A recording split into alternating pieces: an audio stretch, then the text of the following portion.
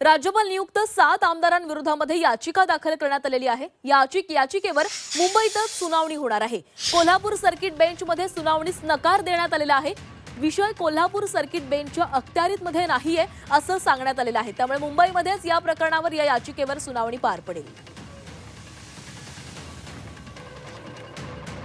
राज्यपाल नियुक्त 7 आमदारांविरोधामध्ये याचिका दाखल करण्यात आलेली होती। या याचिकेवर मुंबईमध्ये सुनावणी होणार आहे। कोल्हापूर सर्किट बेंचमध्ये सुनावणीस नकार देण्यात आलाय। हा जो विषय आहे तो कोल्हापूर सर्किट बेंचच्या अखत्यारीमध्ये येत नाही असं स्पष्ट करण्यात आलंय। त्यामुळे आता मुंबईमध्येच या संदर्भात सुनावणी पार पडेल।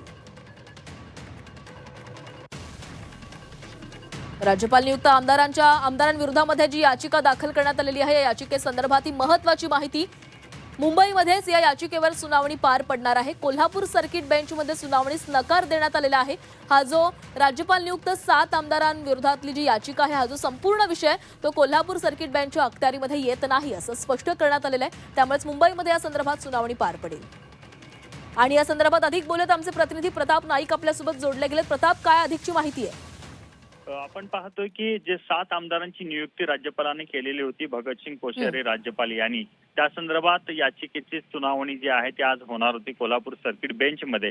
पण कोर्टाने जे कार्यक्षेत्र आहे ते मुंबई उच्च न्यायालयाचं कार्यक्षेत्र आहे आणि त्याचबरोबर प्रिन्सिपल बेंच समोरच या संदर्भातली सुनावणी व्हावी अशा प्रकारचं मत नोंदवत त्या ठिकाणी जी याचिका आहे ती मुंबई उच्च न्यायालयाकडे पाठवलेली आहे। त्यामुळे आपण पाहतो की एकनाथ शिंदे जे मुख्यमंत्री असताना 7 आमदारांची नियुक्तीचं प्रकरण जे आहे ते आता मुंबई उच्च न्यायालयाच्या समोर होणार आहे। त्यामुळे कोल्हापूर खंडपीठात त्या संदर्भातला निर्णय घेता येणार नाही अशा प्रकारची भूमिका कोर्टानं मांडलेली आहे। त्यामुळे आपण पाहतो की कोल्हापूर सर्किट बेंच मधून आता ही याचिका मुंबई उच्च न्यायालयात 2 आठवड्यात जाईल आणि 2 आठवड्यानंतरच त्या ठिकाणी ती सुनावणीला पुन्हा एकदा सुरुवात होईल।